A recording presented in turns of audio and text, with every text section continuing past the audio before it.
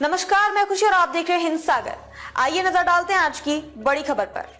BJP की चिंता बढ़ा रहे महाराष्ट्र के ओपिनियन पोल, महाविकास अघाड़ी के दावों में दिख रहा दम। महाराष्ट्र में पहले चरण का मतदान महज 3 दिन दूर है। ऐसे में बीजेपी के नेतृत्व वाली महायुति की चिंता बढ़ाने वाले 2 ओपिनियन पोल आए हैं। ओपिनियन पोल 2 अलग अलग न्यूज चैनल्स ने कराए हैं। इनके नतीजे बीजेपी के 45 पार के दावे को ध्वस्त करते दिख रहे हैं और महाराष्ट्र में विपक्षी गठबंधन महाविकास अघाड़ी के दावों को सच होते दिखा रहे हैं। TV9 ने जो सर्वे कराया है उसमें देश के 543 लोकसभा क्षेत्र और 4130 विधानसभा क्षेत्रों में 1 अप्रैल से 13 अप्रैल के बीच रायशुमारी किए जाने का दावा किया गया है। दावा है कि इस सर्वे को पूरा करने और भरोसेमंद नतीजे पाने के लिए रैंडम नंबर जनरेटर से 25 लाख लोगों को कॉल किए गए। दूसरा सर्वे ABP ने सी वोटर के साथ मिलकर किया है। दोनों सर्वे मंगलवार को दोनों चैनलों पर प्रसारित किए गए। क्या कहता है महाराष्ट्र का सर्वे? TV9 ने जो सर्वे करवाया है उसमें बीजेपी को 25, शिवसेना शिंदे को 3 सीटें मिलती दिखाई दे रही है। वहीं एनसीपी अजीत 1 भी सीट जीतते दिखाई नहीं दे रहे। इस सर्वे में शिवसेना उद्धव को 10, कांग्रेस को 5 और एनसीपी शरद को भी 5 सीटें मिलती दिखाई दे रही हैं। इसके अलावा ABP सी वोटर के सर्वे में बीजेपी 21 से 22 और शिवसेना शिंदे को 9 से 10 सीटें दी गई हैं। वहीं एनसीपी अजीत इस सर्वे में भी खाता नहीं खोल पाए हैं। इस सर्वे में शिवसेना उद्धव को 9, कांग्रेस को 3 और एनसीपी शरद को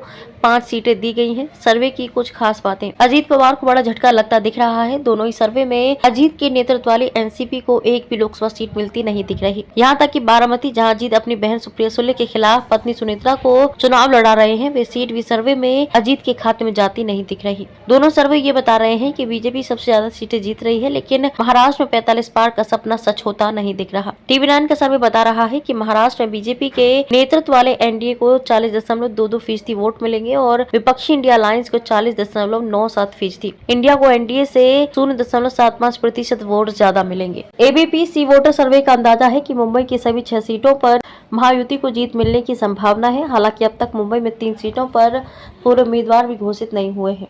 खबरों में अब तक के लिए बस इतना ही। फिर होगी आपसे मुलाकात ऐसी एक और बड़ी खबर के साथ। तब तक के लिए नमस्कार और देखते रहिए हिंद सागर। ऐसे ही